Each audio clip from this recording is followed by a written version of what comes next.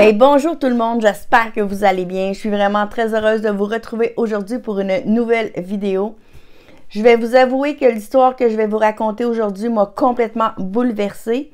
J'entends déjà ceux qui me connaissent dire « Ben oui, mais Mélanie, toutes les histoires te bouleversent. » C'est vrai, mais celle-ci, je vous dirais qu'elle m'a particulièrement touchée.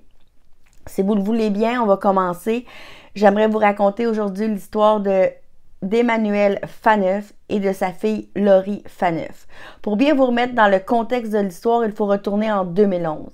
À cette époque-là, Emmanuel Phaneuf, âgé de 31 ans, est en couple avec un dénommé François Tartamella. Je m'excuse pour les besoins du vidéo, je vais toujours l'appeler François parce que son nom de famille, j'ai un petit peu de difficulté à le prononcer. Donc, Emmanuel et François sont en couple depuis 2007, soit depuis 4 ans. Emmanuel Phaneuf a une adolescente de 13 ans qui s'appelle Laurie Phaneuf. Elle élève seule depuis sa naissance. Le père de Laurie ne serait pas là dans le tableau, dans cette histoire-là. Et Emmanuel a également 2 petits garçons âgés de 3 ans et d'1 an avec François. Dans les mois qui vont précéder le drame, la relation entre Emmanuel et François n'est pas au beau fixe, ça va pas super bien dans le couple, il y a beaucoup de tensions. Mais le point tournant de leur relation va être quand Emmanuel décide d'aller faire un voyage à Cuba avec des copines. Ça fait pas du tout l'affaire de François.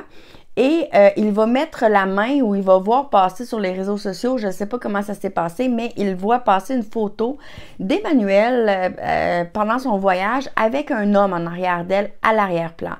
François va vraiment il prendra pas cette photo-là, il va pas l'accepter. Certains témoins vont dire que François est de tempérament jaloux et contrôlant et cette photo-là ne passe pas du tout. Et là, il y a un autre témoin qui va venir dire à la cour plus tard que il n'y avait rien là, cette photo-là. Elle était complètement anodine. L'homme à l'arrière-plan et il ne s'est rien passé entre lui et Emmanuel. Donc, François aurait fait une crise de jalousie pour absolument rien. Bref, à son retour de Cuba, là, Emmanuel, elle va dire à François, « Écoute, François, moi, je ne peux plus continuer. Il faut que ça s'arrête. Je veux que tu partes. » Et là, François, il n'a pas le choix d'accepter la décision d'Emmanuel, mais le problème, c'est qu'il n'est pas capable de se trouver rapidement un logement.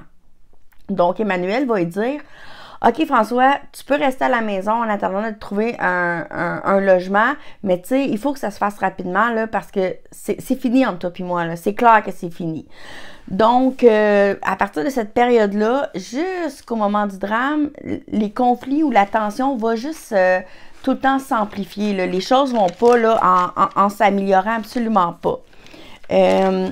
Ensuite de ça, la mère, pour vous donner une idée un petit peu là, de l'énergie de l'ancien couple, là, de la chaleur du moment, de comment ça se passait, elle va dire... Je sentais que ma fille n'était pas souriante les semaines avant le drame et que ce n'était pas normal parce que ma fille était quelqu'un qui souriait tout le temps. Elle va aussi dire, par rapport à ce que je voyais les semaines avant le drame, je voulais avoir Laurie avec moi le plus souvent possible. Les choses s'envenimaient entre Emmanuel et François. En fait, tu sais, la mère d'Emmanuel s'inquiétait tellement de la chicane au sein du couple et au sein du foyer que pour elle, le plus simple était d'aller chercher sa petite fille de 13 ans le plus souvent possible pour qu'elle n'ait pas à être mêlée aux disputes ou pour qu'elle n'ait pas là, à subir les conflits.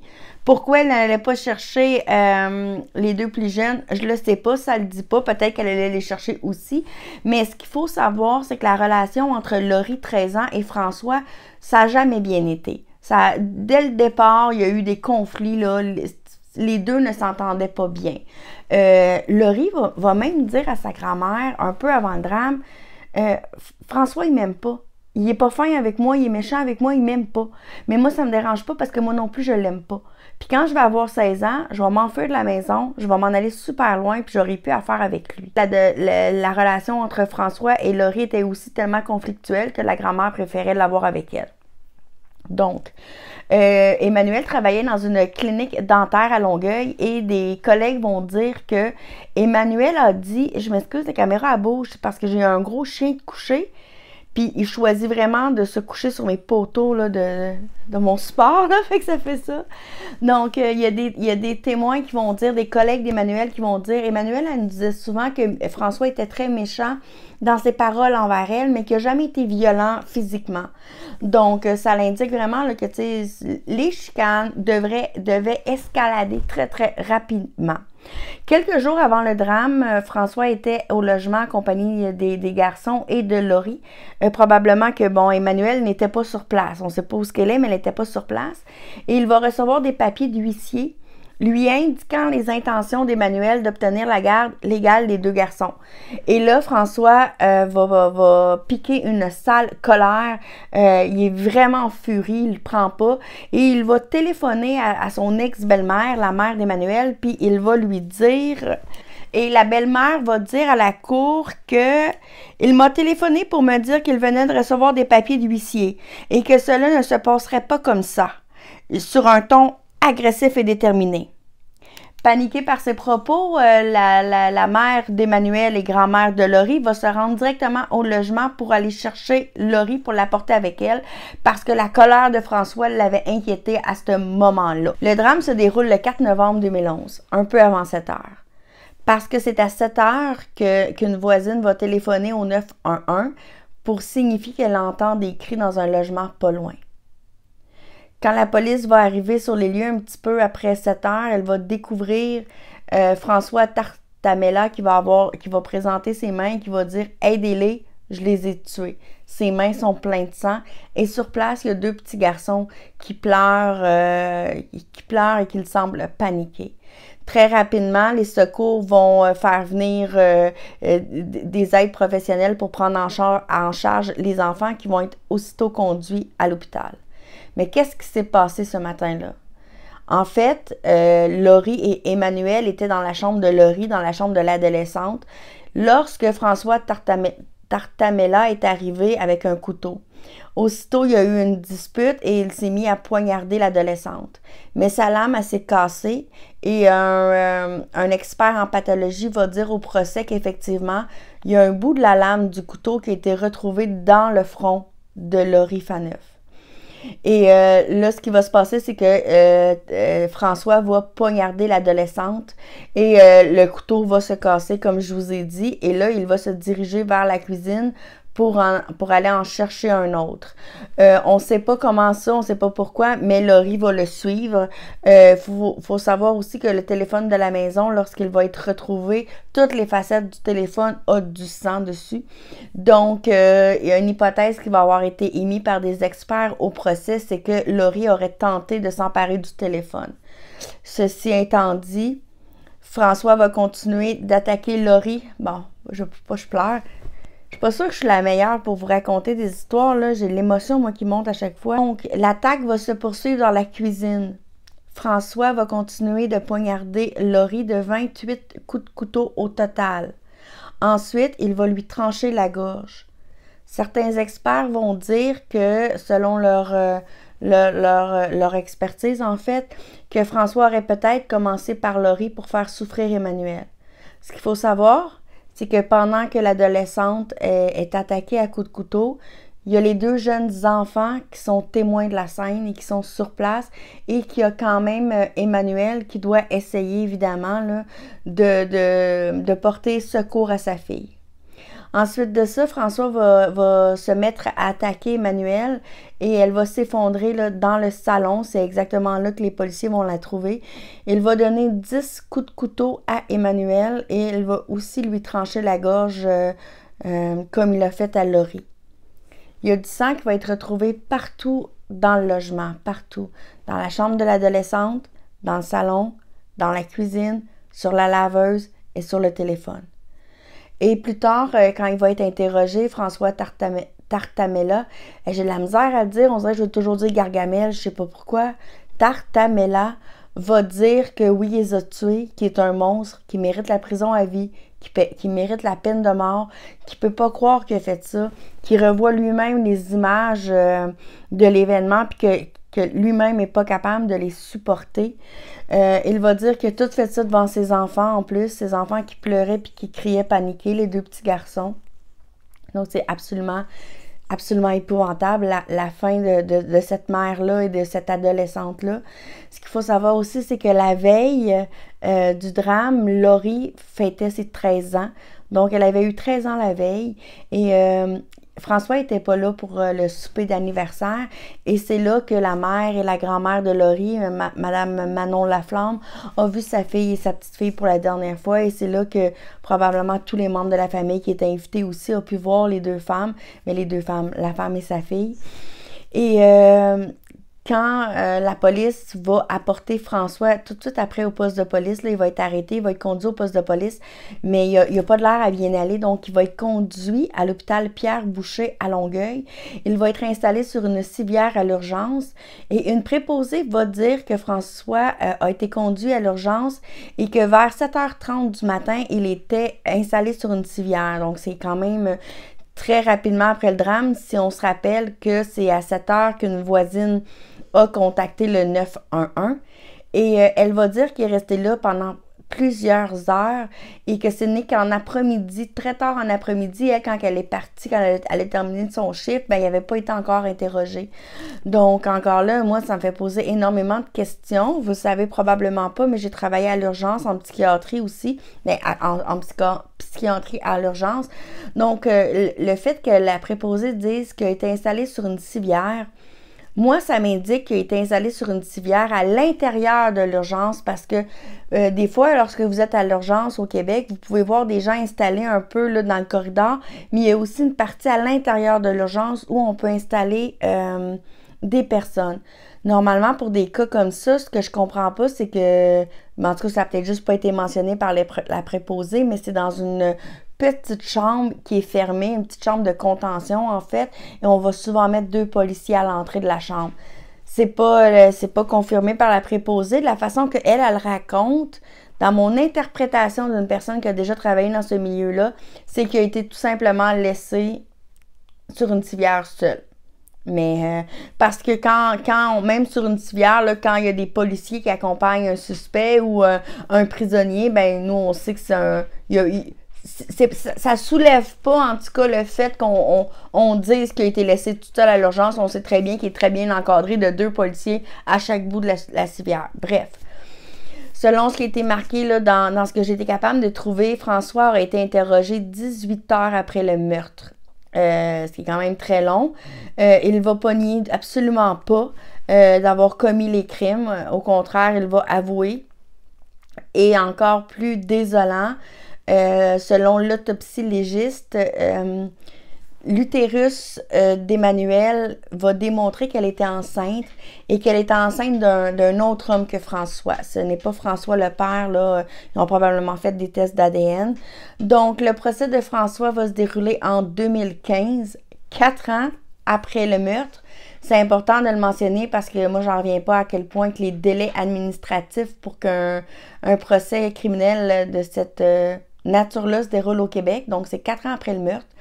Et François va écoper de la prison à vie, sans liberté conditionnelle avant 15 ans. Donc, François est éligible à une demande de liberté conditionnelle à partir de 2030. C'est vraiment épouvantable. Donc, voici l'histoire d'Emmanuelle et de Laurie Phaneuf. J'ai choisi de vous la raconter pour que jamais elle ne soit oubliée, qu'elle soit inscrite dans notre mémoire collective. Du moins qu'il y ait une apparition sur leur histoire sur YouTube. Donc, même dans plusieurs années, quand quelqu'un va vouloir chercher des informations sur elles vont être disponibles. Et je fais une petite parenthèse. J'imagine que vous vous dites que j'ai fait énormément de vidéos cette semaine. Je vais vous expliquer pourquoi. En fait, j'ai débuté ma chaîne il y a plusieurs mois déjà et j'avais le double de contenu que j'ai actuellement sur ma chaîne. Et ça l'explique aussi un petit peu pourquoi j'ai pris une longue pause. Je vais vous expliquer ça. Il faut comprendre que chaque vidéo que je présente, ça demande énormément de recherche et moi, je suis très intense, fait que souvent, c'est comme tout ce que je fais là, quand que je le fais.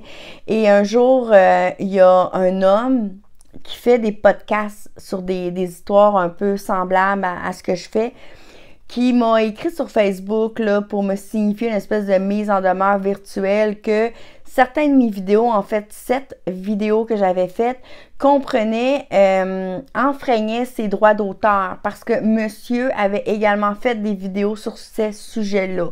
J'ai essayé de faire comprendre que, ben, premièrement, lui, c'est un anglophone et moi, je comprends absolument rien en anglais, donc c'est sûr que j'ai pas plagié son contenu, là, tu sais. J'ai essayé de faire comprendre que moi, dans la vie, par mes métiers, je suis auteur de romans historiques et journaliste, donc je ne fais que ça, des recherches tout le temps. Depuis que j'ai 21 ans que je fais des recherches dans des archives. Donc, j'ai pas besoin de son matériel, vraiment pas. Et là, il a répété que c'était un enfreinte à ses droits d'auteur, puis qu'il voulait que je fasse mes vidéos. Puis j'ai dit qu'il n'en était pas question, je le ferais pas, que des histoires de non résolues, parce qu'à l'époque, c'est surtout des disparitions, en tout cas, qui a fait signaler à YouTube, ben que ça se trouve partout, que c'est pas... Puis en plus, que je comprends pas pourquoi il fait ça. Je comprends pas parce que tous ceux qui sont un petit peu dans ce genre d'histoire-là, notre premier souci est pas de « Ah, mon Dieu, mes droits d'auteur, je suis donc ben bon ». Notre principal souci est que les victimes soient retrouvées dans un cas de disparition, que dans un cas de meurtre non résolu, ça réveille la mémoire des gens et que, dans le fond, c'est vraiment un hommage aux victimes. C'est vraiment pour la famille puis pour eux qu'on fait ça. C'est pas pour la gloire et le « Oh mon Dieu, c'est moi qui ai trouvé l'histoire, c'est moi qui en parle ». Absolument pas.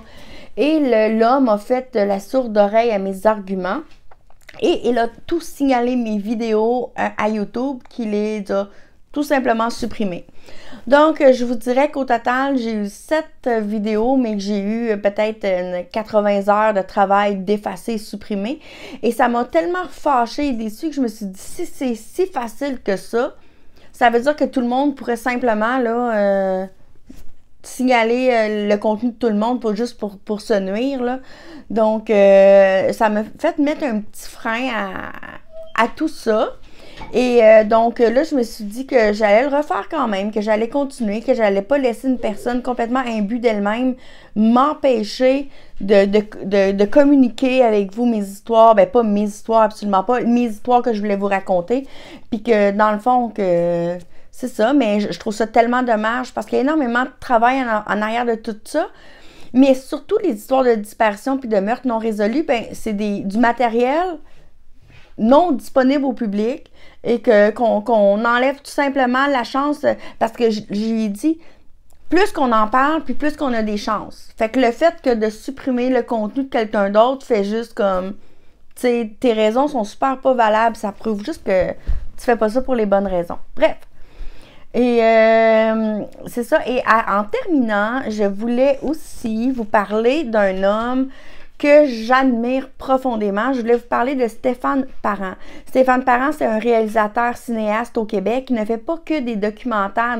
C'est quand même des courts documentaires, là. Il y a sur sa chaîne Irrésolu quelques épisodes qui parlent de dispersion et de crimes non résolus au Québec. Et son contenu est exclusivement québécois. Et il a travaillé sur un documentaire sur Cédrica Provencher qui n'est pas sorti là, à la suite de la découverte du corps de Cédrica. Là, le documentaire a dû être suspendu. Et il y en a un aussi qui va être prochainement disponible pour le public qui est Où est Julie Surprenant.